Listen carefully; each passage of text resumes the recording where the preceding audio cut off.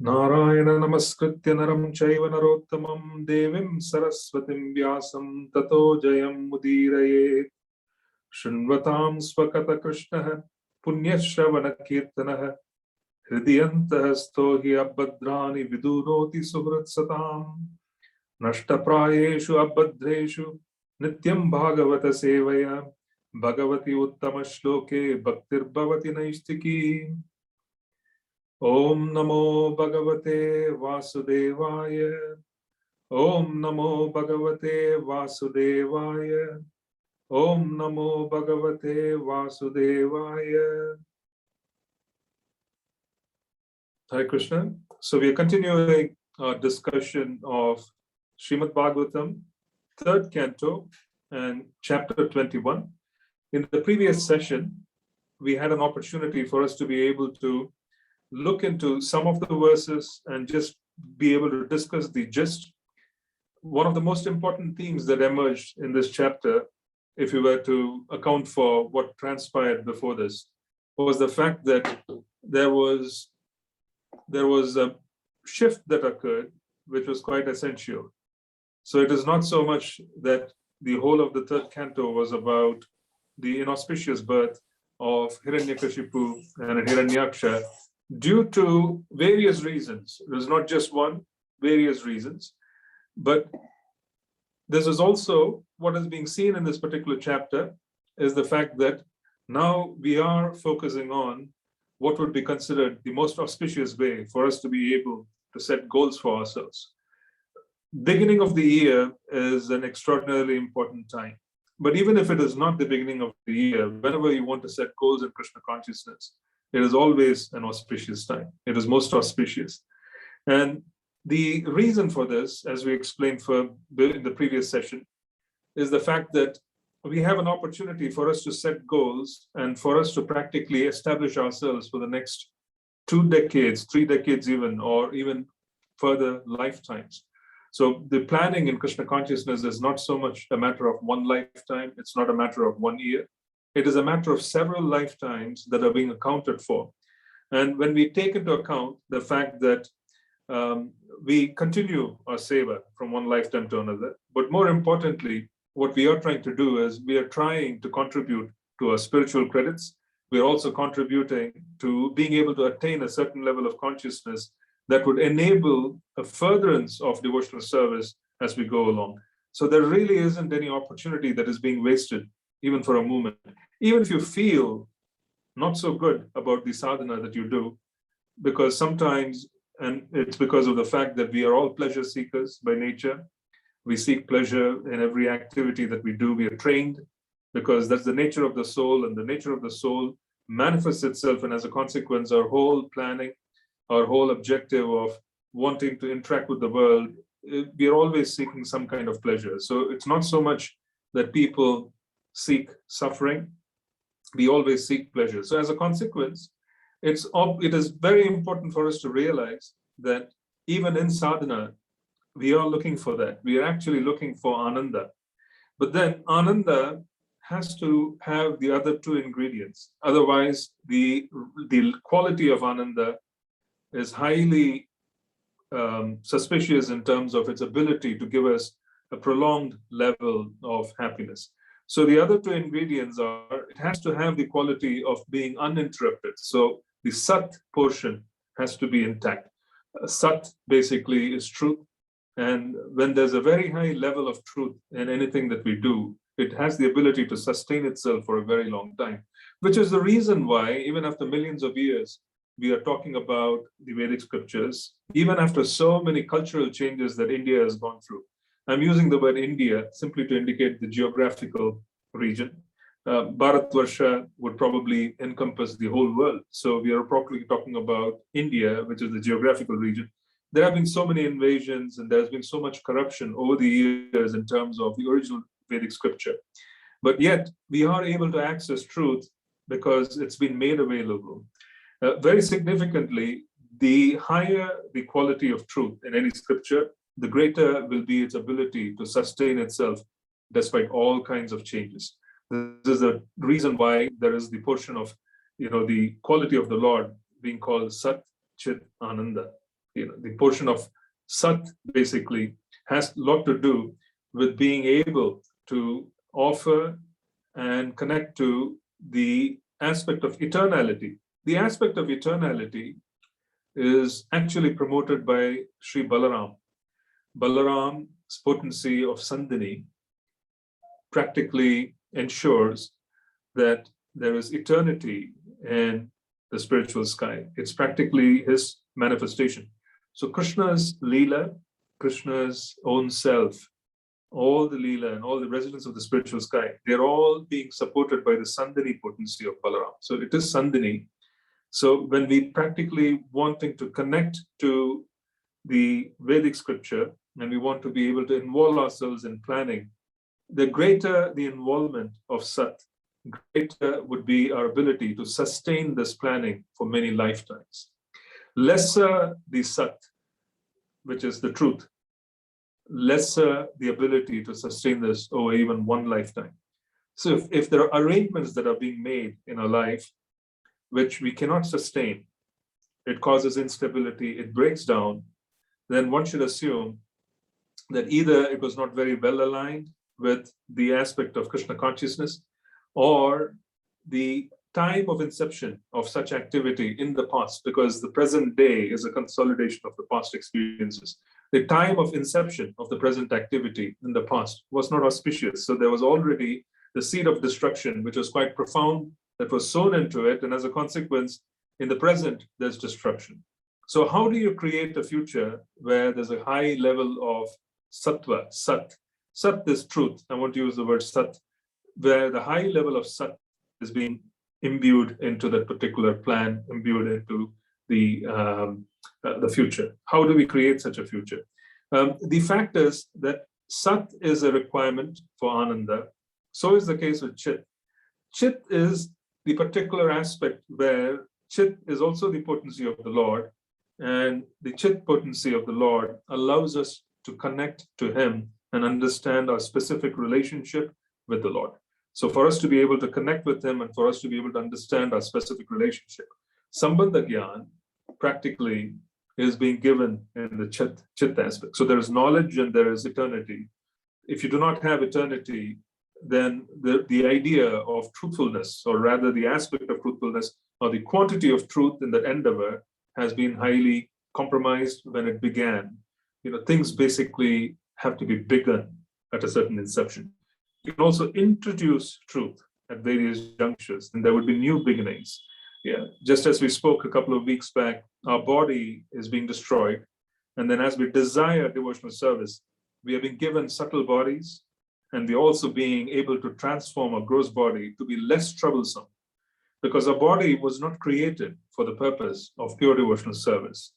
It was created with other objectives because we just do not know how it was created. The point being that the idea of being able to conceive and bring forth progeny is a complex topic, because it's a very special topic and it has impact for many, many lifetimes. So our bodies were not exactly created with complete knowledge of being able to use this body, or being able to give and bring a body into existence for the purpose of service to the Lord. It wasn't.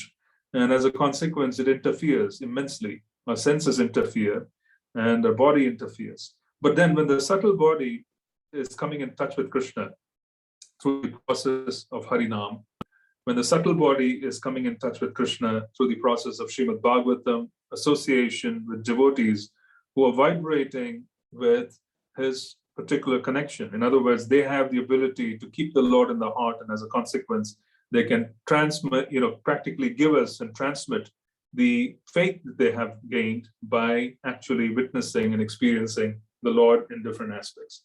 So when we experience all of this, then our subtle body changes. And as a subtle body changes, it has the ability to modify the gross body, which is the reason why our taste changes over a period of time when we come into devotional service.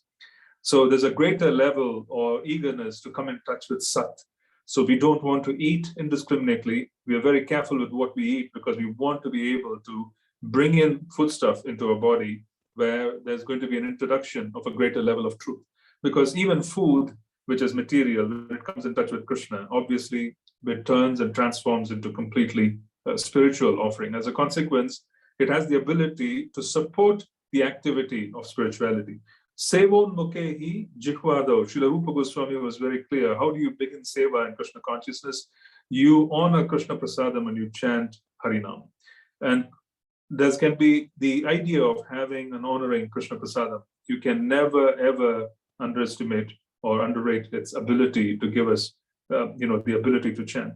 It is practically the most important function because we do it every day, you see, and we do it several times during the day. We are ingesting food several times during the day, and as a consequence, it has its impact over everything. It is practically the most important activity that we engage in, which can actually support or destabilize our ability to chant carefully. So he said very clearly that if you want to be good and successful in chanting, then you have to start with being able to purify the jihva, the tongue. So the tongue needs to be purified. So this is a very simple program, but it's been powerfully designed because there's also mercy.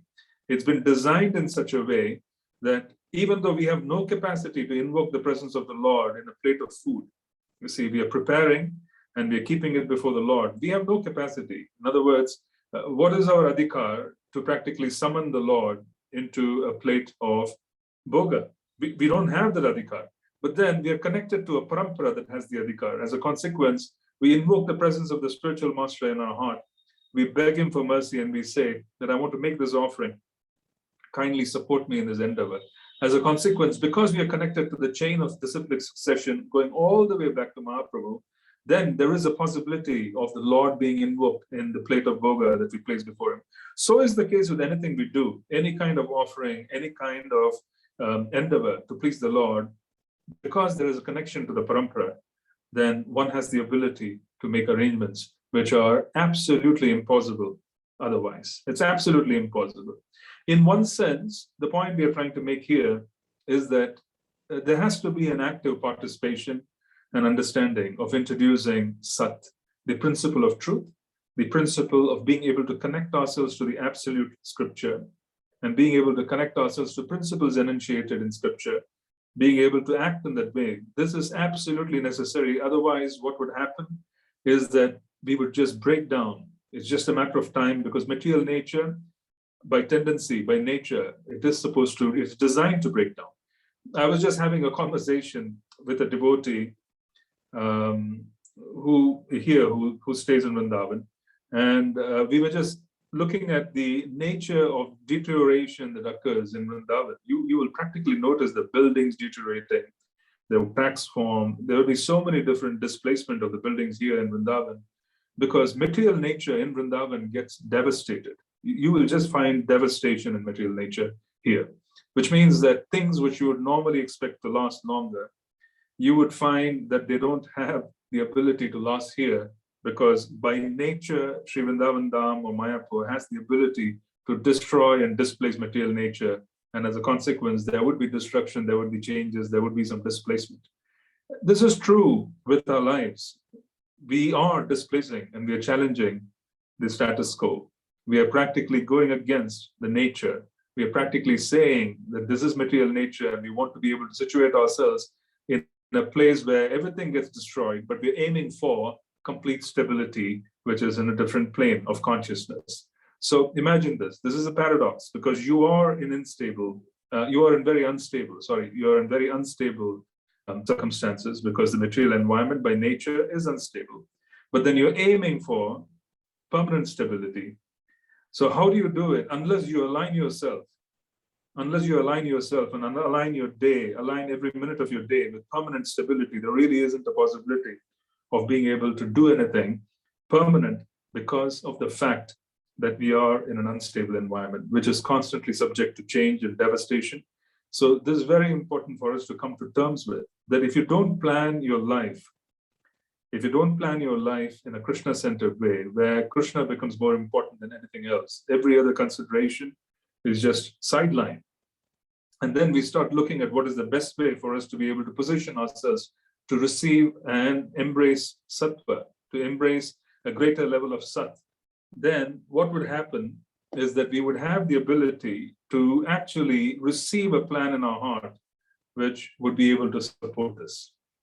This is very important for us to understand. If you are planning, unless you plan for the long term with Sat, which is practically being connected to Krishna, being connected to the spiritual kingdom, aspiring for permanence in the spiritual kingdom, wanting uninterrupted pleasure, which is Ananda, with complete knowledge, where we have complete knowledge of a Sambandha with Krishna. We understand who we are, we understand who Krishna is, and then we also understand the specific nature of our service. Is this information completely out of bounds? The answer is no. It's documented by Vishwanath Chakravarti Thakura. It is documented by Srila Rupa Goswami Pad. It is documented by the different devotees who are the Rasika Acharyas, and it is also documented by those who follow, which means essentially that this is not out of bounds because it's been experienced. So ours is a scientific process because someone took it up, they went through the process, they went through step by step, I would say, implementation of the process. They experienced success, they documented it so that we could have milestones. So this is not out of bounds, but it requires dedication.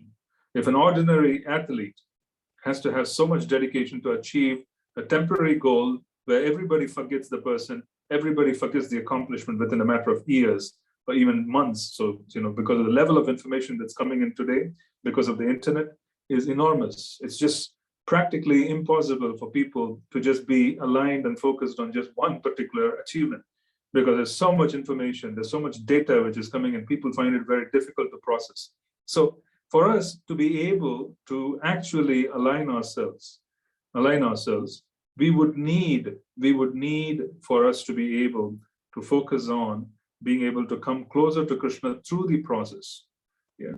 The process has been documented. It's very well documented. What does it say? Can you get Sambandha with Krishna whilst being in one of these bodies? The body changes.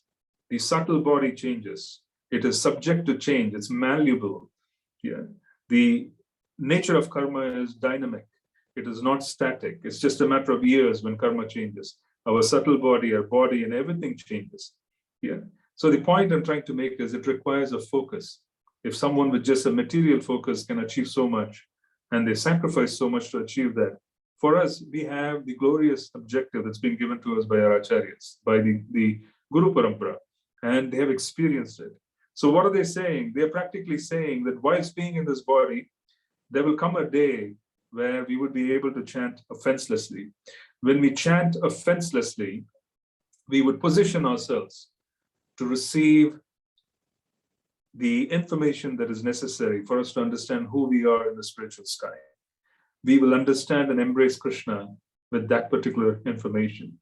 We will know exactly who we are. And they go to the extent of saying that one would practically know and be guided by a resident of the spiritual sky, which essentially means that there are groups of devotees who are headed by specific primary devotees in the spiritual sky. And those primary devotees would start taking notice when we reach the point of being able to offer service. Service requires Sambandha. Without knowing who we are, without knowing who Krishna is, how do you fall in love with him? And without falling in love, how would you give your life? How would you surrender? Because you really can't surrender your time unless you love someone, or you're being forced to surrender, which is not appropriate because that's force. Yeah, you love someone and there's a spontaneous platform of being able to surrender. So this surrender has to happen, and you need information. You need to be in a position where your activity has very closely matched or mirrored Sat.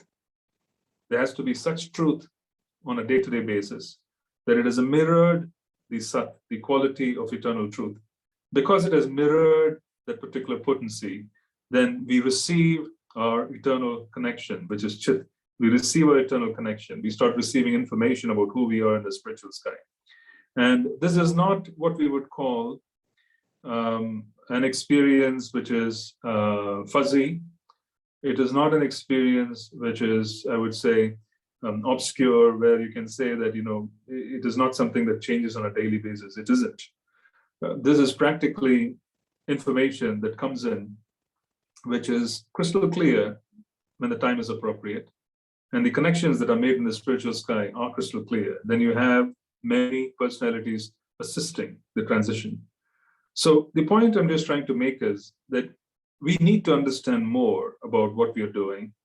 We also need to understand more about being able to establish proper goals.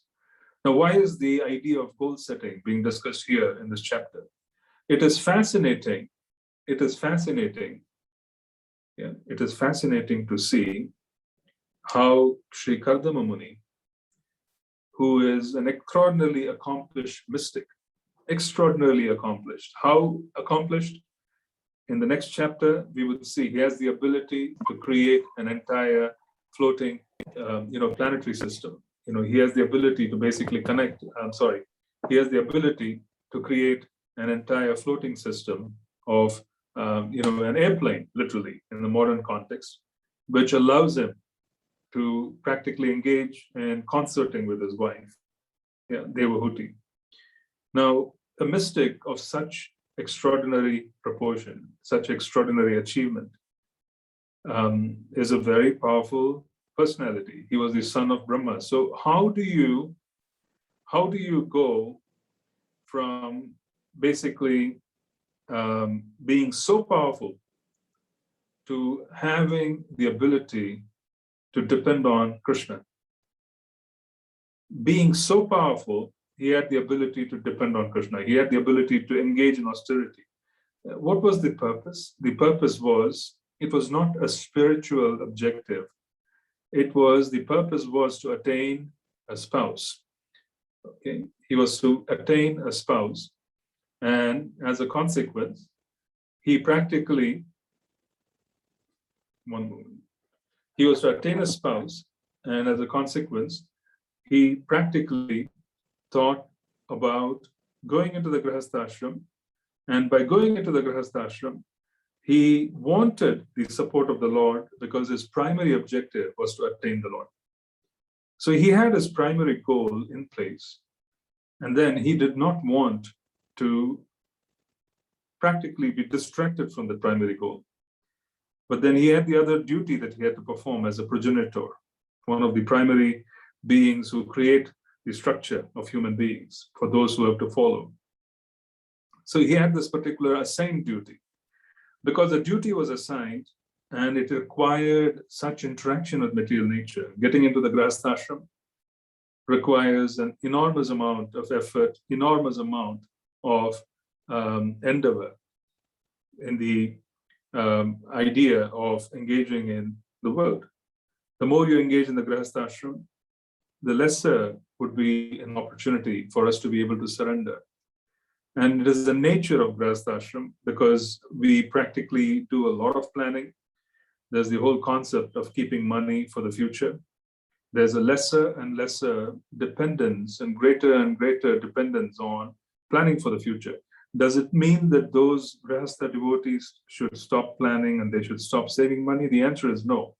But I'm merely saying that the ashram does not give an opportunity to depend. The ashram does not give an opportunity to depend. So here was a great saint, and he was extraordinarily powerful. He could have probably sought out a spouse for himself, but he chose to depend on the Lord. Why is this so? He chose very specifically to depend on the Lord because as you depend on the Lord, and if you were to obtain things after depending on the Lord, then those aspects of our journey will not affect our Krishna consciousness. You see, Krishna, as the one would say, likely, Krishna will not interfere with Krishna consciousness. So as a consequence, in the Brihad Bhagavatamrita, it is said that when the Pandavas achieved the kingdom after the Kurukshetra war, the entire kingdom was given by the benediction of Krishna. So because the entire kingdom was given by the benediction of Krishna, the idea of acquiring such opulence did not affect the Pandavas. So one should be very aware of the fact that when we acquire things by the mercy of the Lord, it will not affect us. But how do you acquire things by the mercy of the Lord? So that is what Sri Kardama Muni is demonstrating. The moment someone says, get married, we don't go away to the forest and then start engaging in penance for 10,000 years. his lifespan at the point in time was 100,000 years. So he did 10,000 years of penance to have the idea of coming in touch with Krishna, Vishnu, Lord Vishnu. There's no difference in one sense. And he practically wanted to depend on the idea of wanting to ask for help in arranging for a spouse. Now, this requires humility, especially if you're very powerful. It also requires humility to understand what can go wrong. Trinadapi Sunichena Taroriva Sahishnuna has got everything to do with being able to accept the circumstances of the day. When we wake up, we accept the circumstances of the day, saying this day has been arranged by the Lord. Then we want to start acting upon it with courage. So surrender doesn't quite mean inertia. Surrender means dynamic action. But the internal construct of surrender requires that we have the sense of dependence. So it's a very complex circumstance because you have two qualities. One, you're supposed to act, and you're also supposed to be dynamic. And the other, you're supposed to practically depend. And what do you depend on? You're depending on Krishna to be able to make arrangements, and then you are able to accept everything as his arrangement. We don't challenge his arrangement. We accept it, saying, okay, this is what I have as of today. I could be economically deficient. I could be having problems with relationships. I could be having problems with health. I could be having problems with some other category of material life, which may be more complex. But then we wake up and say that this is the arrangement of the Lord. This is Trinadapi Sunichena Tarori Vasahishnuna. We tolerate the circumstances and say, this is the arrangement of the Lord. Now then we beg for mercy, saying, Krishna, please reveal your plan. This is your arrangement. What is it that I can do which would allow me to be able to maximize my output under these circumstances? This is being demonstrated by Kardama Muni. So it was not so much a matter of material endeavor, wanting a spouse. It is a matter of being able to arrange for it himself because he was such a powerful personality. But then he engages in penance because he understands the extraordinary complex nature of Grihasthashram. He does not want to complicate his sadhana because he is a sadhaka, he is a tapasvi. He wants an arrangement which would not be an obstacle to the path of Krishna consciousness. So there he sits in penance for 10,000 years, and then Krishna, Vishnu appears because that is the quality of the individual. And then Lord Vishnu has already arranged for a spouse of Swayambhuva Manu. It's a very complex circumstance. We're going to look into it in the next chapter. It is complex because she is a princess. And when Swayambhuva Manu, in this chapter we will read, when he comes in contact with Kardama Muni, he finds him in rags. He's dressed in the bark of trees because he's been in the forest. You know, if you're going to engage in 10,000 years of penance, the austerity is unimaginable. And there's such an austere personality is in a surrounding which is completely peaceful from a sattva point of view, which is why the Brahmanas are supposed to have great capacity for austerity, because sattva gives you the ability to tolerate circumstances. It gives you the ability to take on the circumstances. So austerity is, one sense, called the wealth of the Brahmanas. Why is it called the wealth of the Brahmanas? Because by nature they have the ability to go through this austerity. That is the wealth of the Brahmanas. Because the mode of goodness by nature gives the ability to tolerate circumstances. The mode of passion doesn't allow that particular convenience. It really causes a lot of imposition of wanting to make arrangements. So if there's very complex arrangement in a place where you go in, if there's very complex arrangement in a house, then you can make an observation that the residents of the house do have some level of passion, because you cannot make complex arrangements in the mode of goodness. In the mode of goodness, you're more dependent on nature, and as a consequence, your arrangements themselves are somewhat simplistic to the point where they will not push you into passion. So if your arrangement is going to require excessive endeavor, being pushed into passion, then that is an arrangement that needs to be corrected if your service to the Lord is in the mode of goodness. Yeah, different people have different tendencies. It doesn't mean that one can't make it in Krishna consciousness with a different tendency. It doesn't mean that. It simply means that one should recognize it, be sincere, and be very truthful about it, and be able to make some endeavor. If one is psychologically simple, where they can't really handle complexity, and at the same time, this can happen to both categories. It can happen to a Brahmana, and the Brahmana doesn't like complexity because complexity requires passion.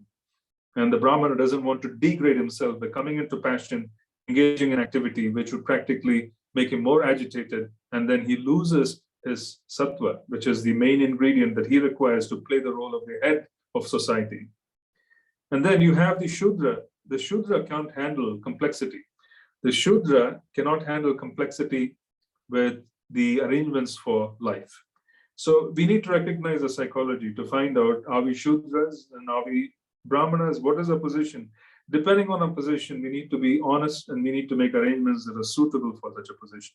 Because the agitation that would occur for a Shudra, if the means of livelihood are unstable, would be great. They can't handle it. So if that is the propensity, that is the varna, that is the psychological state, then one should ensure that there's stability. Because without that stability, one would practically be always, compromising their sadhana. Their sadhana would not be able to stabilize itself simply because you're putting energy into stability, and as a consequence, that energy has been taken away from Krishna consciousness. Now, Kardama Muni is in an environment which is very complex from the perspective of someone who comes from a palace. They practically have to give up their nature, and then they have to be with a Brahmana who is practically engaging in years and years of austerity, who goes into penance for 10,000 years. What is the wife supposed to do if the husband goes into penance for 10,000 years? We're going to see that in the next chapter. It's quite complex. But what is interesting is that this arrangement was made by Krishna. It was made by Vishnu. So as complex and as opposite in terms of polarity, their natures, because the arrangement was made by Lord Vishnu, because the arrangement was made by Lord Vishnu, the complexity could be handled quite easily. The arrangement itself was being made by the Lord. So as a consequence, it could be handled. If you do not have the ability to handle a circumstance, and if you find that Krishna is not participated in arranging for it, then we should assume that it was done with lesser objectives. It is not a circumstance which was practically thought of in terms of Krishna consciousness. This is the whole point of the previous few words that we spoke, is that the greater the level of sattva, greater the ability to sustain, because that is sat. If you do not have the ability to sustain an arrangement, then it is going to be problematic. So what should we do? We should learn the first principle. The first principle is dependence on the Lord. He depended on the Lord. And how did he depend? He depended and he was rewarded. There was reciprocation because his only objective was to attain the Lord, but then he had to engage in the principle of engaging in the ashram. If you were to engage in the ashram and you're dependent on the Lord makes some arrangement. The Lord's arrangement, as complex as it is, was accepted by Kardama Muni. This is Trinadapi Sunichena Tarori Vasaishnuna. Because this was accepted, there was great success where the Lord himself appears as Kapila Dev. Lord himself appears as Kapila Dev, because there was such a great cooperation between people of such polarity who accepted Trinadapi Sunichena, tolerated Tarori Vasahishnuna, Amani Manadena Kirtane Sadahari is the next step, which is very natural. It would occur quite simply. So this is a very, very powerful demonstration of how one depends on the Lord and then creates a future based on the Lord's arrangement, and then is able to succeed in being able to wonderfully succeed in that particular endeavor. And he's offering all the results back to the Lord, and he goes away again into his pursuit. We find the ultimate pursuit of life. So this is a very powerful demonstration of goal setting. So the idea is that we don't have the ability to sit for 10,000 years in penance. We don't have the ability to perhaps even invoke the presence of the Lord. What do we do as Vaishnavas when we are in a society of Vaishnavas? We depend on Vaishnavas to represent the Lord's desire. So as a consequence, the whole concept of being able to reveal our mind and confidence to a senior Vaishnava, someone whom you have confidence in, and then asking for help is the way for us to make progress. Because we need to depend just as Kardama Muni depended. That is the first principle of Krishna consciousness, we depend. And then we seek a senior Vaishnava. It can be a Siksha, Diksha connection. It can be someone who is senior to us. It should not necessarily be a peer. And the reason I'm saying it should not be a peer or someone on the same level is because Now, we may not have the ability, the person may not have the ability to really understand what the future holds for the person. It may not be possible. It's not possible for those who are on the same level to understand the complexity of what is the best arrangement to be made. Someone who is senior by practice has the ability to be able to understand what is the best arrangement that can be made. They will also have the ability to make themselves instruments in the hands of the Lord and to be able to guide further. So when we depend on the Vaishnavas, we are depending on Krishna. There's no difference whatsoever. That's what we need to do. And then we also need to constantly remind ourselves as to what the objectives of life are. Because if you're going to take a step, let's say someone in this assembly, who I'm talking to today, or whoever is going to listen to this class, is going to have a conversation with your boss, yeah, then you should already have reflected that what is the objective of life? What is the objective? What are you trying to achieve? What is your goal? You should have reflected on it. You should accept each and every day as being arranged by the Lord. This is practically very important in Krishna consciousness, for us to accept the present as an arrangement of the Lord, but have the courage and the ability to act upon whatever is required for us to make changes.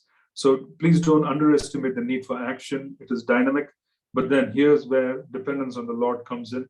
Here's where the arrangement of the Lord comes in. Here's where interaction with the society of Vaishnavas comes in, because this is all been arranged very conducively. So here's this arrangement that we are looking at in the Satya Yuga phase, where the Lord has the ability to come and go, which means the Lord's manifestation in the planet was quite natural. Why? Because this was like a heavenly kingdom, the planet.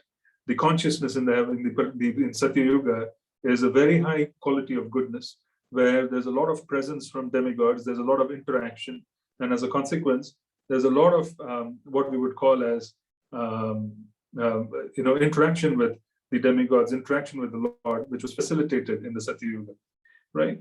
So the point we are trying to make here, emphatically, is the fact that we may not have the same facility at this point, but we have the Guru Parampara, we have the society of Vaishnavas.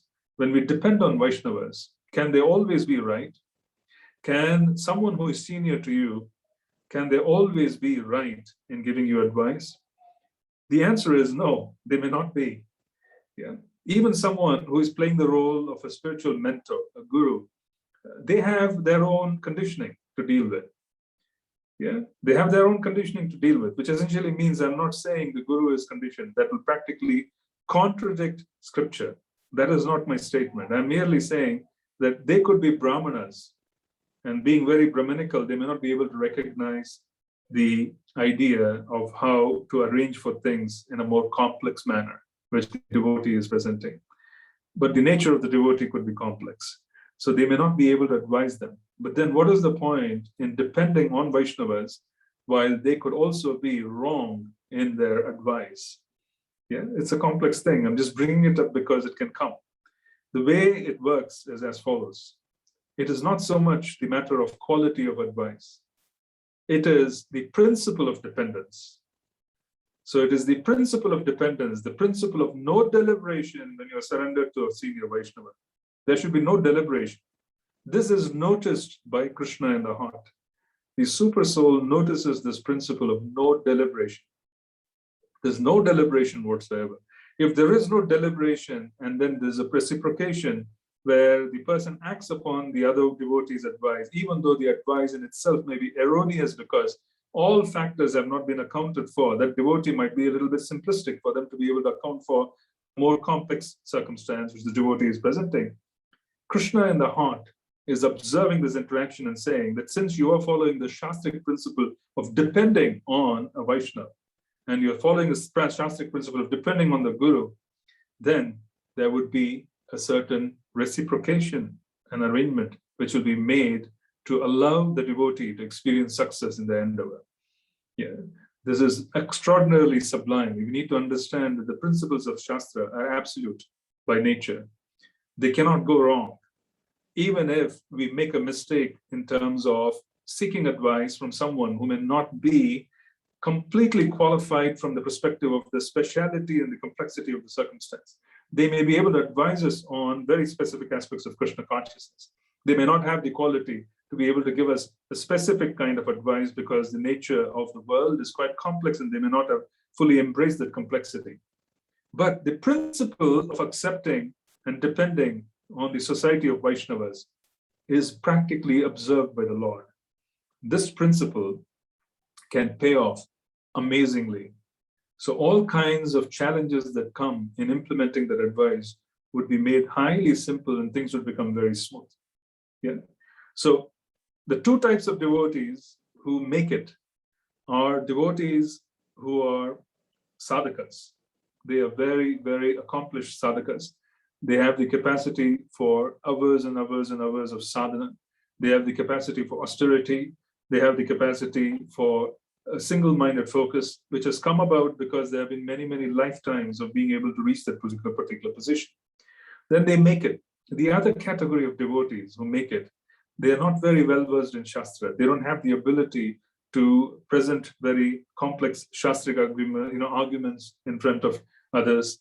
They don't have the ability to practically convince the other person based on Shastra that they should accept Krishna consciousness. These are all definitions of how a Uttamadhikari should be. Yeah. Such a person may not have such capacity, but there will be one quality in them which is extraordinarily redeeming. And this is a very powerful quality. We should never minimize that quality. That quality is the ability to accept the orders of the Guru. They would have completely accepted the orders of the Guru into their heart. They have the ability to seek the Guru in the heart and say, whatever you say, I'm going to follow. I'm not going to question. I'm not going to deliberate on it. This is demonstrated in a very extreme nature. It is demonstrated in a very extreme nature, to a very extreme nature, by the incident of Sri Parashuram. Sri Parashuram, when he was instructed by Jamadagni, his father Jamadagni instructed him to cut the head of his mother and his brothers. The demonstration of Sri Parashuram, as very, very extreme, was that he practically, there was no deliberation, because the father, Jamadagni, was a spiritual master. There was no deliberation of the consequences, even though this was probably the worst thing that he could have done for himself, emotionally challenging. He practically did what his father asked him to do. So this example is given in Shastra of no deliberation. There should be no deliberation. If you have no deliberation and you're able to accept the Guru's instructions, then the Guru has the ability to place whatever sambandha he has in his heart directly into our hearts. And this would allow us to reach the same platform which a very advanced devotee would reach, who is an extraordinarily powerful sadhaka. So Guru's power for them to be able to bestow mercy is extraordinary. And I'm explaining this principle to say that in the modern day society of Vaishnavas, we have to depend on Vaishnavas, knowing fully well that the advice that is being given to us by them in matters that are not strictly Krishna conscious. It could be matters of life, it could be matters of ashram, because the world has become very complex. It could be matters of what we do with our money. Yeah. But we may seek advice from Vaishnavas on what to do with life. They may give us advice, and it could be erroneous because they are not specialists, but they are somehow or the other depending on Krishna and they're trying to assist us. Krishna notices our ability to accept such instruction and act upon it. He steps in and he compensates wherever there's an issue. He compensates and adjusts and makes arrangements wherever things could be made right. He practically changes things. So the principle is to depend, and the principle is to act without deliberation. Yeah. It doesn't mean we don't question. It simply means there should be no deliberation from the perspective of whether you should or you shouldn't do it. Wanting to understand the instruction more specifically requires that particular attitude. Yeah, you need to be able to do it. So the point I'm trying to make here is that the alternative to being what Sri Kardama Muni did, to sit in penance for 10,000 years, depending on the Lord, and then the Lord himself appears, and then he is giving instructions to him, very special instructions on what to do for the future. Yeah, this particular dependence on Kardama Muni's behalf on the Lord is extraordinary.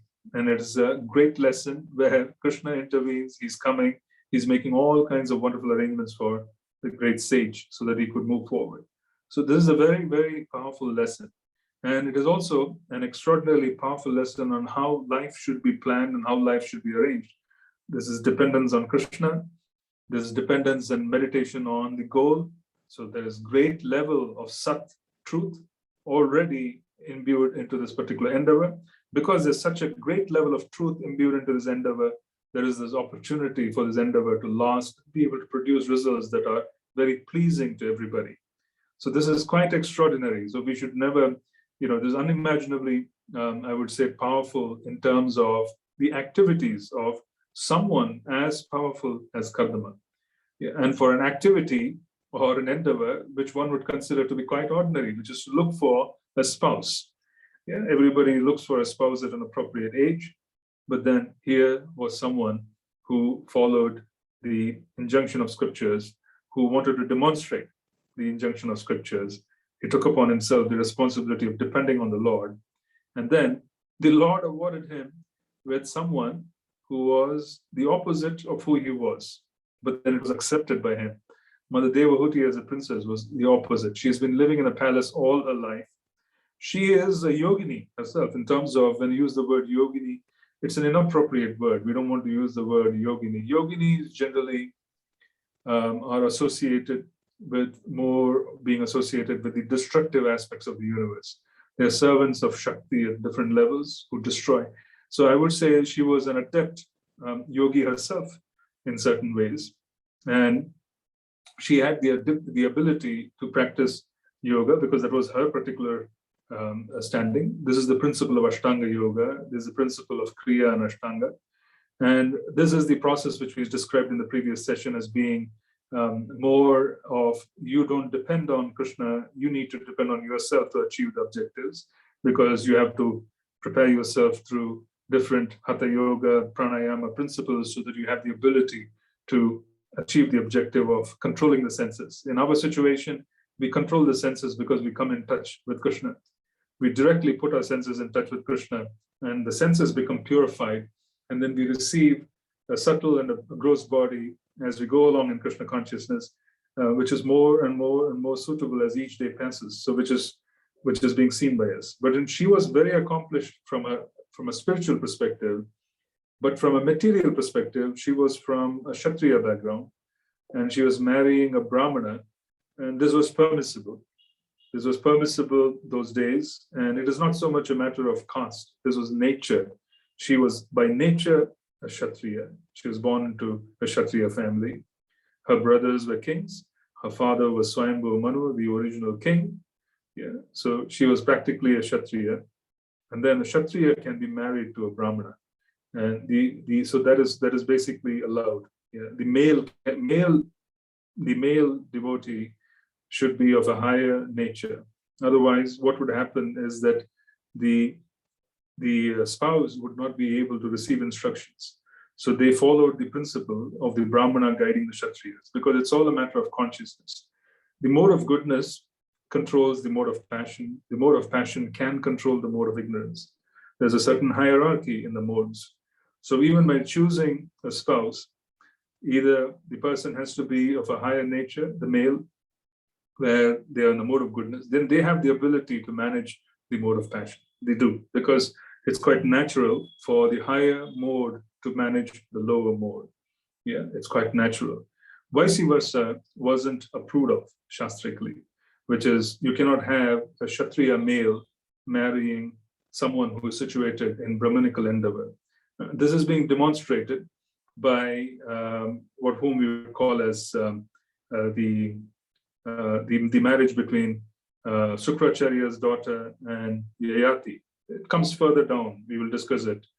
And Yayati was hesitant because of the fact that he was a Kshatriya and Shukracharya's daughter had been raised in a Brahmanical setting. Yeah, he was hesitant. So that is not permissible. It is more a matter of the girl can be Kshatriya, the boy can be Brahmana, then there is a management there which can be done simply because there's consciousness which can be managed in certain ways. Yeah. So this is also being spoken of, but this is not the main topic. It is being spoken of in this chapter in terms of how it was arranged. But it is a complex arrangement from the perspective of someone who has lived in a palace who's going to live under a tree. Very complex. And then both have to make all kinds of changes and sacrifices to their nature to adjust to each other. And then when such adjustment happens, then this wonderful result is Krishna, Lord Vishnu appears as Kapila into the home. Yeah. So this is just fascinating to see how the arrangements have been made. We'll just read a few more verses.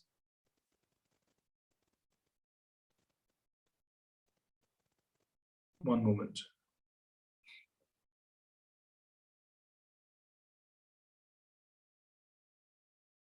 I think we left off in, was it 22, I believe?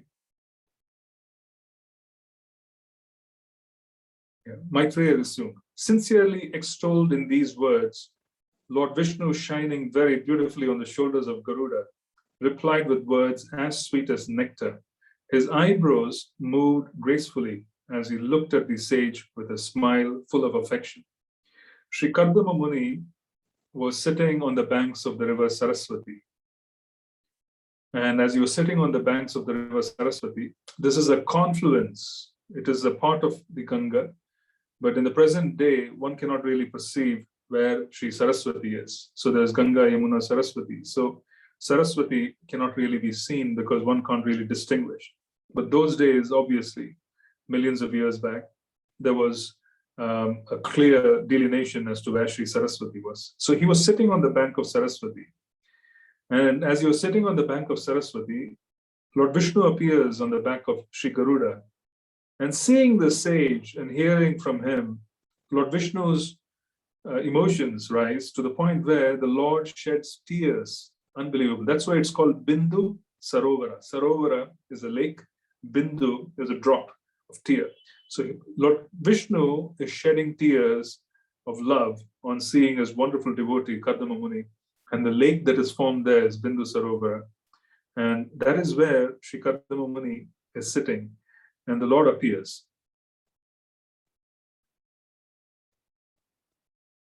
The Supreme Lord said, having come to know what was in your mind, I have already arranged for that for which you worshipped. For which you worship me well through your mental and sensory discipline.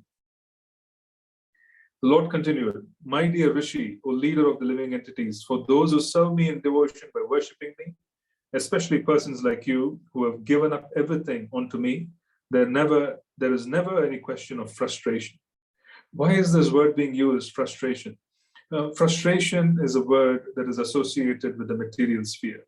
It is specifically associated with this planet. This planet is fortunate in the sense that existence on this planet and endeavor in this planet can be very frustrating. You will have all kinds of desires. Most desires can't be fulfilled because we don't have enough credits for us to manifest results. And even if you fulfill desires, the ananda is in duality. There's a lot of disturbances that comes along with that particular desire. So there's a tremendous amount of duality associated with existence on earth, where you have a lot of frustration. But this frustration is extraordinarily important as an ingredient that would release us from very subtle attachments. If all our desires are fulfilled and we are perfectly happy, then we could become very complacent. But on the other hand, if our desires are frustrated, then we have the ability to not be distracted by goals that are of a lesser nature. That is why in the heavenly planets, you don't have the ability to go further in Krishna consciousness because they are constantly engaging in gratification. Most of it is sexual in the heavenly planets. When I'm referring to the heavenly planets, I'm referring to Swarga. I'm not referring to Maharloka. I'm not where the sages exist. I'm not referring to Jana Loka, Tapoloka, where in those lokas, the specific endeavor of residence is to further their spiritual consciousness. But in Swarga, which is the heavenly planets, which is generally understood to be the heavenly planets, Bhur, Bhuva, Swaha, you go to the Swarga, you have to transcend all of this and go above. Swarga, the engagement in activity which has to do with the sense gratification activity with the opposite gender is amazingly the only activity which occurs, which is practically the activity that occurs with no impediment, because they don't produce progeny. They don't, because here the whole activity of engaging with the opposite gender results in progeny, which means that you are furthering, the life, and there's some selfless endeavor which has to be brought forth because you're assisting others and moving forward. So when you have progeny, you are kind of embracing the austerity of raising such progeny, and at the same time, allowing for the austerity of that particular endeavor to please the Lord. You see, here there is an opportunity that way. Wow, I don't know what happened. I think we have a power cut, but I'm in complete darkness. Hopefully, not so much.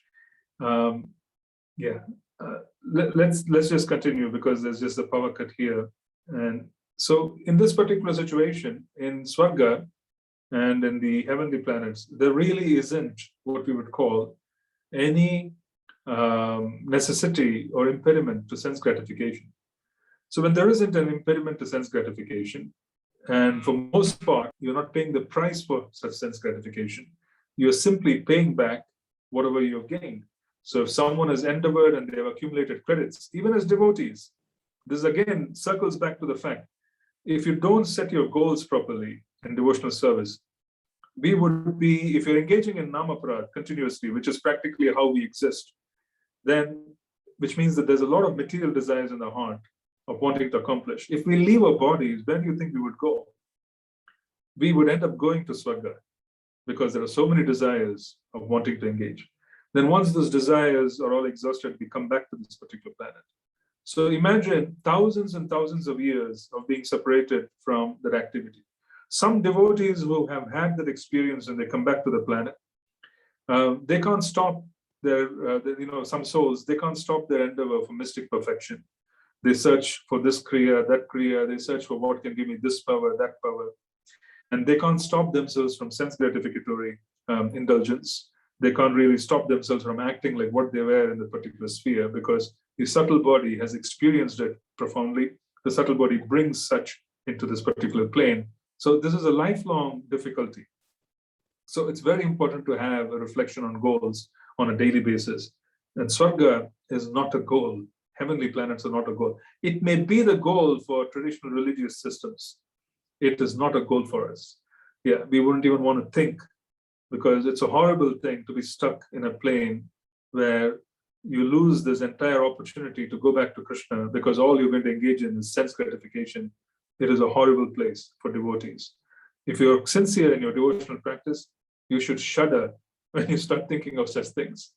Yeah, it is horrible. Even becoming Lord Brahma is a horrible experience for devotees. We should shudder if you were to think of that opportunity, where for trillions of years, you're going to be creating universes and then creation, engaging in the process of managing the universe. Yeah, that particular endeavor can also keep us away from being able to connect very deeply to Krishna consciousness. So that's why Srila Rupa Goswami constantly advises us of Anya Vilashita Shunyam. We should remember Anya Vilashita Shunyam, Jnana Karmadi Anavritam. We should be very careful. We should be very careful because you're in touch with something extraordinarily powerful, which can grant anything. And when you're in touch with something so profoundly powerful, and we also combine it with all kinds of desires that are of a lower nature, we end up achieving things which are far below what we should achieve, given if you were to endeavor sincerely. So Srila Prabhupada made a mention. He said most devotees, I don't categorize it as who it is or whatever, he said most devotees would reach the heavenly planets. Because he was able to notice when he was on the planet that there's a tremendous amount of desire for sense gratification. Tremendous. So as a consequence, he made this statement that, yes, I have given you the opportunity for devotional service. I have bought Radha and Krishna. I have practically installed dhams. Srila Prabhupada, wherever he started a big project like Gita Nagari in America, New Vrindavan, he practically installed the ingredients of a dham. That was his power, it was his potency. So he gave us deity worship, he gave us Harinam, he gave us Srimad Bhagavatam, he practically trained us while he was on the planet, but yet he was very clear that because there isn't a proper desire of wanting to achieve the goals as enunciated by the Srimad Bhagavatam, one could land up in Swarga, heavenly planets. And because the mentality for sense gratification whilst being on this planet equates to going to Swarga after leaving the body. So Srila Prabhupada was very lucid. He wasn't in any illusion about what he was surrounded by. Yeah, he was clear that yes, this can happen. So this is an issue. We need to be goal-oriented. If you're not going to constantly wake up in the morning and remind ourselves, then we are in trouble in many ways.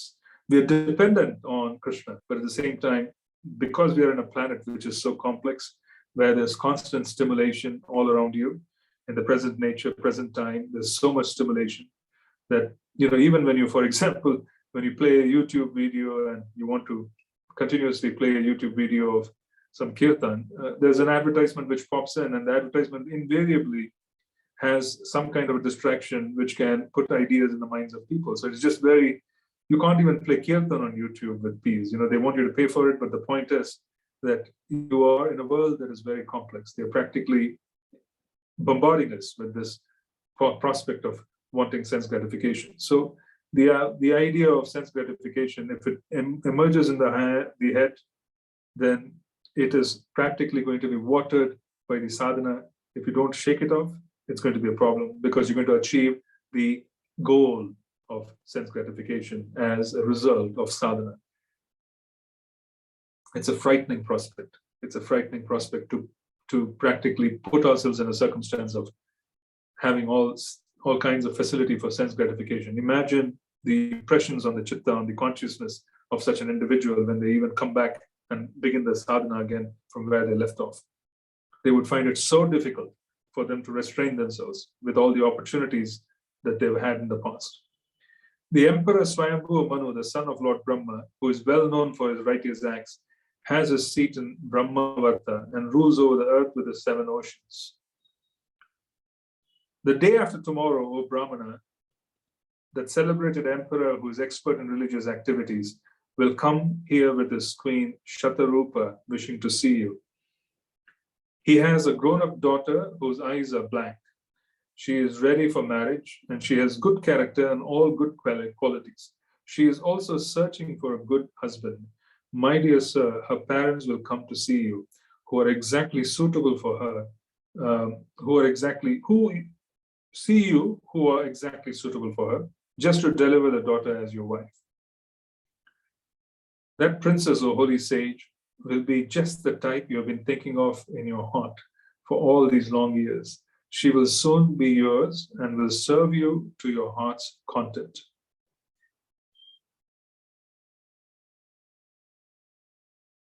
She will bring forth 9 daughters from the seed sown in her by you, and through the daughters you beget, the sages will duly beget children.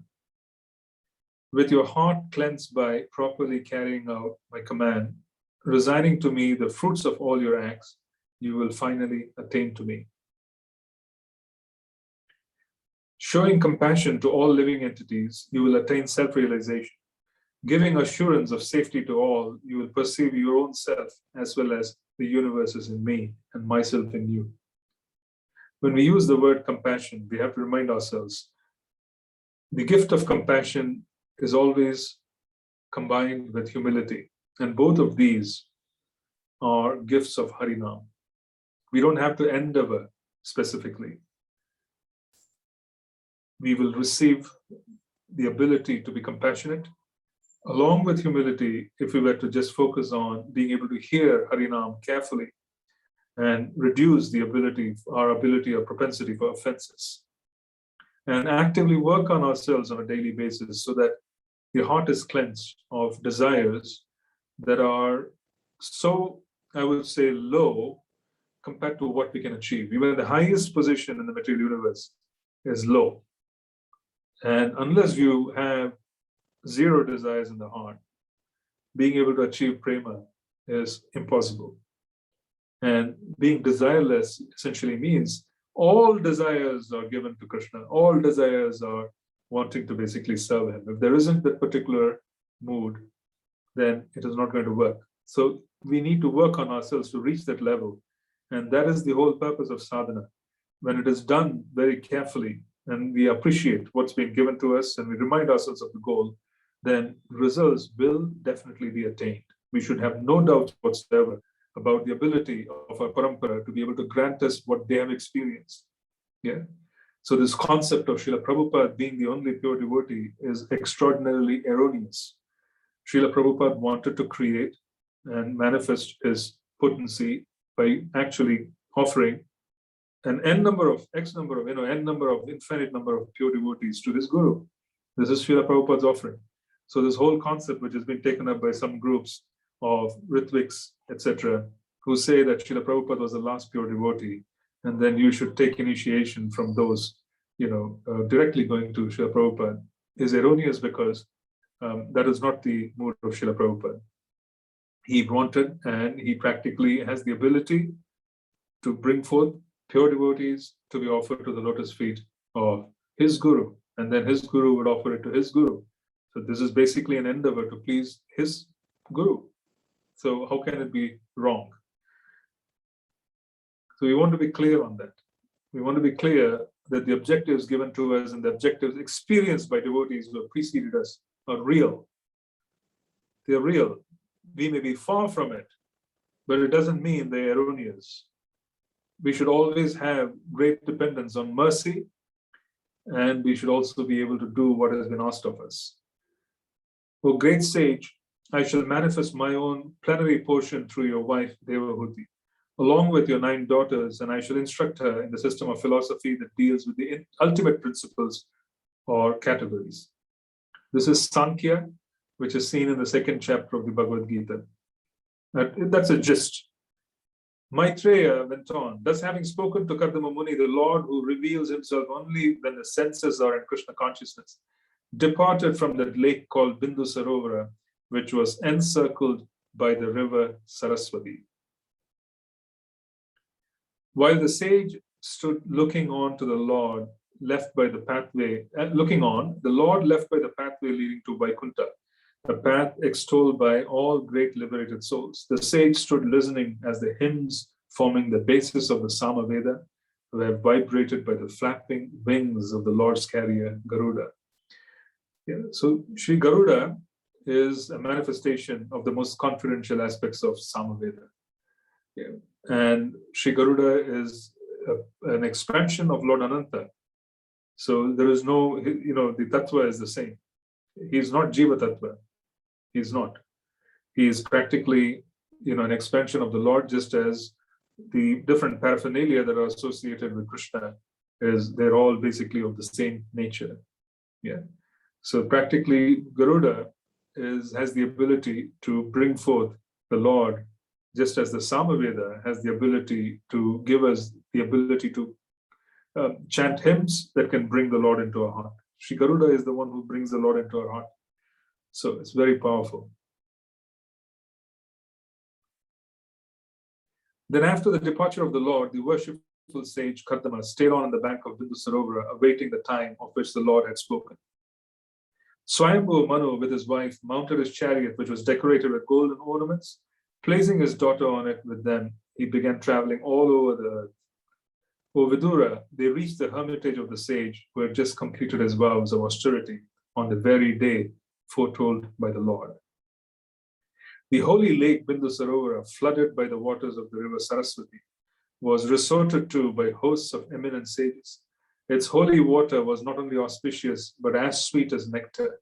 It was called Bindu Sarovara because drops of tears had fallen there from the eyes of the Lord, who was overwhelmed by extreme compassion for the sage who had sought his protection. Yeah, this is just amazing. Taking shelter of anybody requires that the person whom we take shelter in has to have 2 qualities.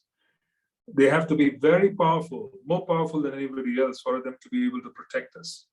They also have to carry a lot of compassion. If one of these qualities is missing, then it is of no use taking shelter of such a person. Now, the example given in the Shastra is of Lord Indra, the king of the heavens. When the serpent bit Parikshit Maharaj. Yeah. His name was Takshaka, I guess. He bit Parikshit Maharaj. And Parikshit Maharaj's body became incinerated because of the poison that came from the mouth. Yeah. That particular incident invoked great anger in the hearts of Janamajaya, the son of Parikshit. There was great anger. He was a Kshatriya, so by nature, when he saw the injustice being meted out by the serpent on his father, he practically organized the Brahmanas. This was 5,000 years ago.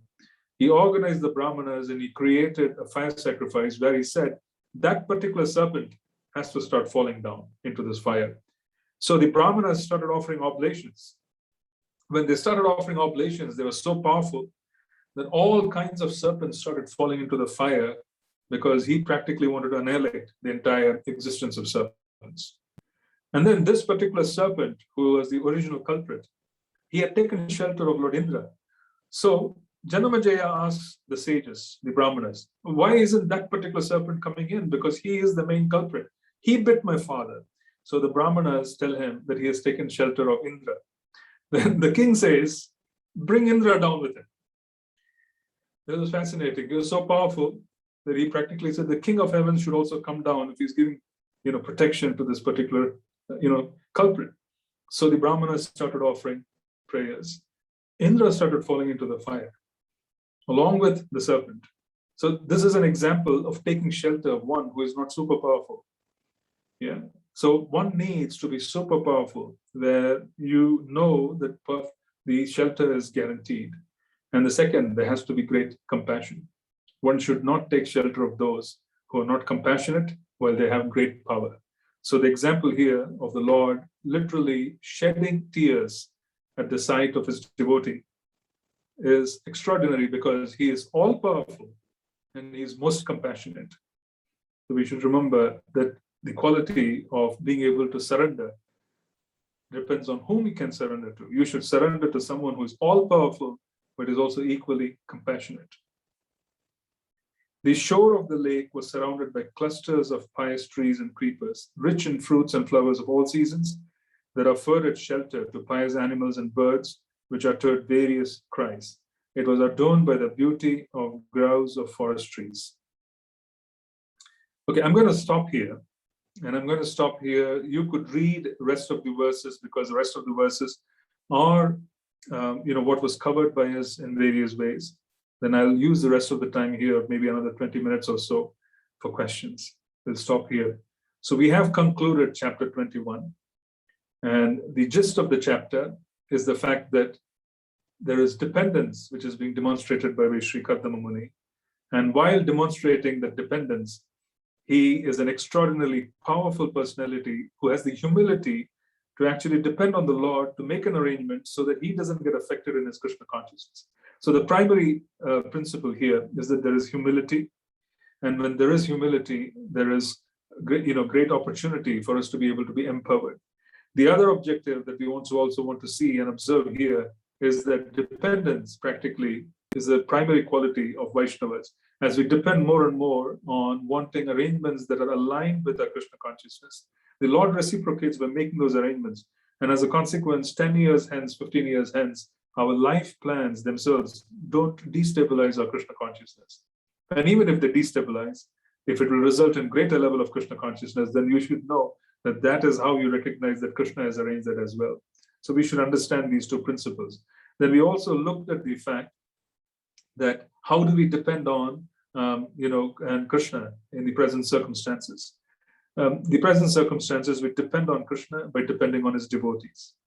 We also looked at a contradiction that could occur. Someone could say that what if the devotee is wrong? Because if they're giving life advice, they could be wrong because they're also under the material sun. That particular issue is being compensated for because the principle of dependence in the heart is to depend on a devotee. And as a consequence, Krishna would simplify the circumstances. He would also provide a solution. He would even make it easier for us. So that is the principle. The principle is to depend. That principle is supported by Shastra, it is supported by Guru, it is supported by Sadhu, it is supported by Krishna as a consequence. So when someone is depending, regardless of what advice is received, they are helped. because that is exactly how we move forward. So we'll stop here and then we'll take questions if there are any before we conclude today's session. Okay, there's a question on chat. Why is it that when some devotees speak on Krishna's pastimes based on Srimad Bhagavatam or Kirtaniya leading Kirtan, we feel closer to Lord Krishna? Otherwise, when same pastimes is being spoken by others, we feel confused and doubts in our mind. Yeah, this is a wonderful question. In reality, Srimad Bhagavatam is the domain of those who chant Harinam, because the fruit of chanting Harinam is experienced in coming in touch with Srimad Bhagavatam, which is non-different from Krishna. So the interaction between the gift of Harinam and Srimad Bhagavatam is so powerful, because when we do come in touch with two very powerful aspects where Harinam has been chanted sincerely, and because Harinam has been chanted sincerely, there's a manifestation of Srimad Bhagavatam that comes forth from devotees, which practically is much closer to the original truth revealed in Srimad Bhagavatam. Because the person has been chanting, they have the ability to understand Srimad Bhagavatam. But if you hear Srimad Bhagavatam from someone who has an impersonalist view, who practically considers Krishna's pastimes as being false, he considers all the manifestations of avatars as being material, and then he has this issue with this in his heart. They also have objectives which are not properly aligned. They might be jnanis who want out of this world. They may be karmis who want material desires to be fulfilled, but yet they speak Bhagavatam because they're paid to speak. You can't be motivated because there is no Harinam. So the connection between us, Bhagavatam, and Harinam, and us and Bhagavatam is Harinam. The followers of Lord Chaitanya, Gaura Priyajana, those of us who are connected to Lord Gauranga, we are very specifically being vested with this ability. Because of our desire to chant Harinam, we have also been given a window of opportunity to understand Srimad Bhagavatam. Therefore, when we speak Srimad Bhagavatam, after appreciating Nam, then the ability to inspire others and being able to give that gift of Srimad Bhagavatam to others is quite profound. This is true with Kirtan as well. It is true. If someone is chanting Namaprad, their Kirtan is going to be Namaprad. If someone is in Namabas, the Kirtan is going to be Namabas. The Nam is pure, but then the delivery channel differs. So if someone is a karmi who is working in the music industry, and they have absolutely no, what I would call as connection to the bona fide paramparas, then their ability to invoke devotional sentiment and for them to motivate us to act and to perform service is very, very low and practically non-existent. It is the same Nam. Nam was taken to America by others before Srila Prabhupada, but the effect of Nam before and after Srila Prabhupada went is for everybody to see. Yeah, that is also the case with Kirtan. If someone is in Namaprad, then they do perform Kirtan, you can clearly make out that there are certain challenges in the Kirtan. The Kirtan itself could be wonderful. The voice could be sweet, but because there are desires, it would start manifesting during Kirtan. Does it mean that we discourage devotees from performing Namakirtan? No, but it is important for devotees who perform Namakirtan to understand that Kirtan requires japa. Aindra Prabhu was not motivating Kirtaniyas. He was motivating those to come in love, and come in line with and to fall in love with Nam. He was practically wanting devotees to embrace Nam. He used music as a means, and Kirtan is the means for that, because that's exactly what we're supposed to do. This is Mahaprabhu's movement. But because Aindra Prabhu's chanting was so pure, he had the ability to give Nam to others. But if someone else's objective and their own heart is not clean, they would carry that particular issue along with their Kirtan. So devotees who do Kirtan, we should encourage everyone to do Kirtan. They should understand that if they are chanting japa in Namaprad, then they are carrying that into their Kirtan. If they're chanting japa in Namabas, they're carrying that into Kirtan. If they're chanting japa in Shuddhanam, then they are carrying that into Kirtan. So we shouldn't really think that particular aspect of Kirtan is different from japa. Japa is what brings forth the ability. Srila Bhakti Siddhanta Saraswati Thakur used to very specifically ask devotees with a poor voice and poor musical skills to lead Kirtan. What this would do is it would train the ears of those who participate in Kirtan to hear Nam. They would not be trained to hear the music, they would train to hear Nam. You can find this on YouTube. You have some rendering by some very senior devotees who are associates, of Srila Prabhupada. Yeah, and you will find that Krishnadas Babaji Maharaj, who was a godbrother of Srila Prabhupada, it is not that he was an extraordinarily skilled kirtaniya, but there's such purity in the rendering that you will immediately find the room filled with his emotions, because his japa was so powerful. So we should understand that it is japa and kirtan, nama smaranam, nama kirtanam, both. Okay, I think I've answered that. So if there's any other question, please.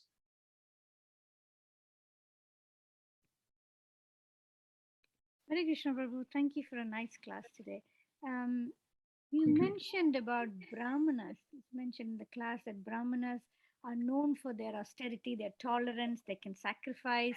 I was just reflecting on Karna. Karna was a Kshatriya, and he was lying in his the guru was lying in his lap, and then there was some insect stinged, and he tolerated. Right. And then the guru said, you surely cannot be a Brahmana because Brahmana cannot tolerate this. Yes. So I was just trying to understand. Sure. Tolerating pain is not the domain of Brahmanas. It isn't. Tolerating pain is the domain of Kshatriyas, because they can tolerate pain. Their bodies are made to tolerate pain. The Brahmanas cannot. When we use the word austerity, we are essentially talking about a certain simplistic arrangement where the mode of passion cannot be engaged in with full galore. You can't really engage in passion. They will eat whatever they receive in alms. They would live in cottages. Compare this to the Kshatriya who lives in a palace, who has many wives, who has all kinds of arrangement for good food, etc. So this is the arrangement of the Kshatriyas. They have the ability to tolerate pain because that is the Kshatriya nature. The mode of passion gives them the ability to tolerate pain. However, they can't live in an austere surrounding. They can't manage it. It is an austerity for them. It's a huge austerity. This is a natural situation for Brahmanas because it is not austere on the mind. A simplistic surrounding, which is very basic, is not austere on the mind because the Brahmana practically fits in, is the mode of goodness. They're able to kind of adjust to that environment. That's the difference. Thank you. The other thing you mentioned about demigod in Swarga Loka, it's more about, I was thinking, little off track, but in among the Islam, the jihad who go for fighting, when they say when you lose your life, you would go to where you will have so many virgins waiting for you. Yeah. And you're saying the same, so it means they are also although it's Quran, it's a different. They're also mentioning about the heavenly planets because they're saying if you die now, you kill yourself in the war. What is waiting for you is millions of women, virgin women, for you to enjoy in the heavenly planets or in heaven. And I'm just thinking both things. It is true. The hadith, these are from the hadith. Yeah. And and then the question arises as to why get yourself killed here for such a low goal. That is the whole point. That's the promise that they give. No, that is the promise which they make, is because there is a nature of individuals who practically are engaging in the practice and wanting to say that I'm endeavoring, and this endeavor requires some kind of result. So a wonderful result is being passed on to them. They speak of this. They speak of this in all the Friday sermons. Yes. They speak of this quite often. So this is basically, it tells you. Yes, I understand and appreciate the fact that yes, there's a commonality of the understanding of heavens. Yeah, there's a commonality of understanding. My question is that I thought it was completely wrong. They're giving completely wrong. They're misguiding them. But after listening to what you said, so there could be an element of truth in that, is what I'm trying to say. No, there is, because they see all these scriptures have been drawn from the Vedic side. Most of them have drawn from the Vedic side. And to some level, there is definitely an understanding of the higher planetary systems in both the Quran, Bible, the Torah. You will find understanding of higher planetary systems. There's no doubt about it. But The more important aspect that we will have to understand is that the degree of information about the spiritual sky would almost be absent. True. Absolutely. Yeah. Absolutely. Never, nowhere. And they don't talk about reincarnation. Only I've come across True. this, and nowhere else they talk about, karma and reincarnation. They talk about heaven, they talk about hell. Christianity talks about it, Islam talks about it, but they don't talk about reincarnation and the soul's eternal journey. Yeah, it is rudimentary, but it has its purpose. It is rudimentary. It simply brings in order the group of people who are meant to receive it. But then there were many, even in that particular group, Christian saints, for example. There are a couple of names which I've read about where they wanted to basically have an eternal connection with the Lord in prema. So, which means, and then there's this group of Christian monks, and I'm not sure whether it's Greece or the Ukraine, I'm not sure which place, where, and this is very powerful. What they used to do was they used to go into a chamber in a mountain, like a cave, and then they used to have the cave sealed. So they were, if you become very serious about chanting, you go into the cave. The diet used to be vegetarian, and then they used to go inside and then seal it practically from outside. They cannot come out. The population of the village used to feed them, okay, whatever on a periodic basis. They would not be able to come out. All they would do is just engage in chanting a prayer. I'm not sure as to what prayer it is. And what was fascinating was the account that when one of them died, the others in the cave would signal to the villagers that a body has to be removed. And the death would have occurred several days prior. When they remove the body would still be very soft. Yeah? So in other words, because the desire to know the Lord is beyond the karma. See, the karma produces a Christian or a Muslim, is Islamic, or in someone who is from Judaism. This is karma. But then if you have a desire to know the Lord, which is far beyond the karma that has brought you into the world, then the Lord makes arrangement to reach out. So you find that even in these religions, you would find this particular personality who could be very sincere of wanting to know the Lord, and then arrangements get made for them to know more in an amazing way. So I just wanted to give an example saying there is karma and then there is desire. If there's overwhelming desire, which is stimulated by association, then one has the ability to change karma, which is our principle, which is what we're trying to do. Yeah, we are practically trying to change karma because we are all born in different places, but then we all have been oriented in different ways. This is karma. But then there is the whole idea of stimulation of desire, of wanting to know more about the Lord. And then he is making all the arrangements for us to get to know him better. So in Chaitanya Mahaprabhu's mission, the most intimate aspects of Krishna are being revealed. There is nowhere else is it being done so openly and so, I would say, in voluminous way, where everybody has spoken about it, it's documented, it's available. For example, we come here to Braja, there are so many different spots. Yeah, there is, for example, when you go away to, what do you call it?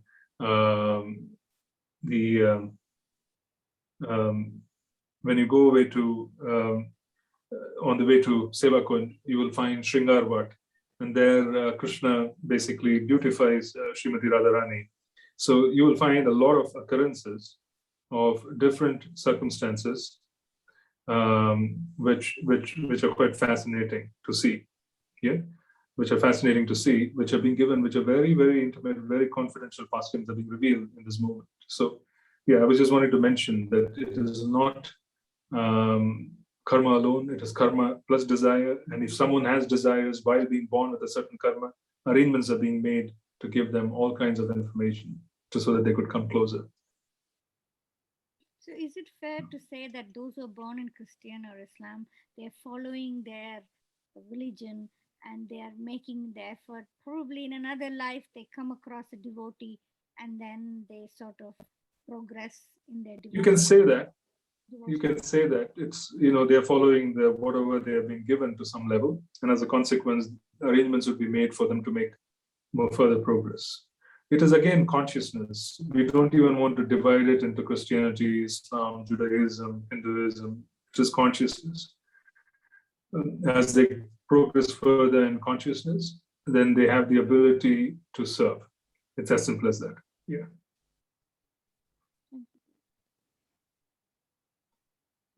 There's a question. Do you have anything else? I just want to go to the next question. Sure.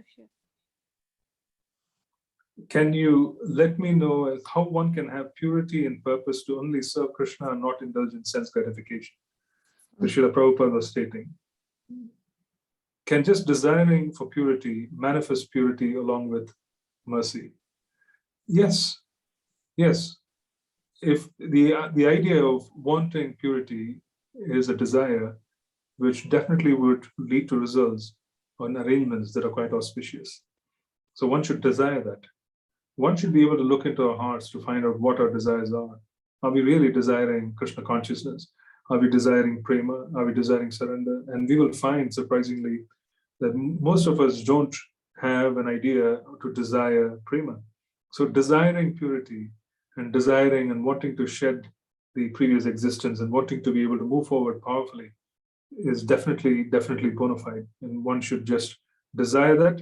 One can do that through prayers offered by our acharyas like Narottam Das Thakur, Bhaktivinoda Thakur. These are all different prayers which have been given to us for the purpose of achieving such. So if it is done in a bona fide way, it will have positive results.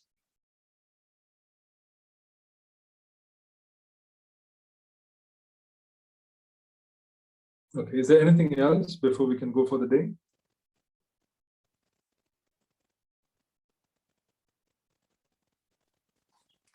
Hare Krishna, Shivindan. I Hare have Krishna. a question too.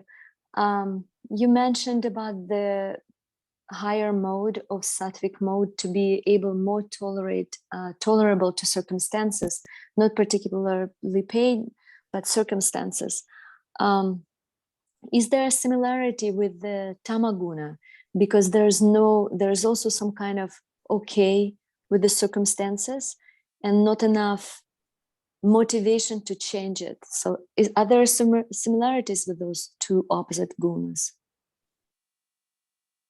I wouldn't really categorize this as a similarity, and though it appears to be one. When tamoguna, there's great, I would say, ability to remain just simply in inertia, where the conditioning is such that they will not be able or have any desire for making changes because the conditioning of the body is so complex. They contrast this with experiencing austerity in the mode of goodness. In the mode of goodness, there will be pain. But because one is in mode of goodness while they're going through austerity, say, for example, someone is living in a hut and they're performing austerities. Early in the morning, the temperature, if it were to drop, then they're going through austerities because it's very cold. They have to go take a dip in the Yamuna Ji. If they have a bath in Yamuna, it's freezing. So these are austerities that are being performed. So there is pain, but then there isn't any suffering. On the other category, in Tamoguna, there's just suffering. There's nothing else. And they don't even recognize it because they're in inertia. Like a pig which is immersed in a sewer. Yeah. So that's basically what we're talking about. So that's the distinction. Does it make sense? Yes, it does. Thank you. Sure.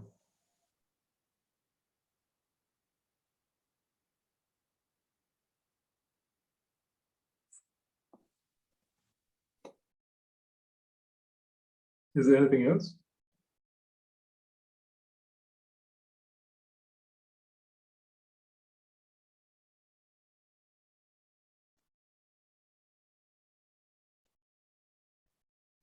All right, we will end for today. Thank you very much for joining me.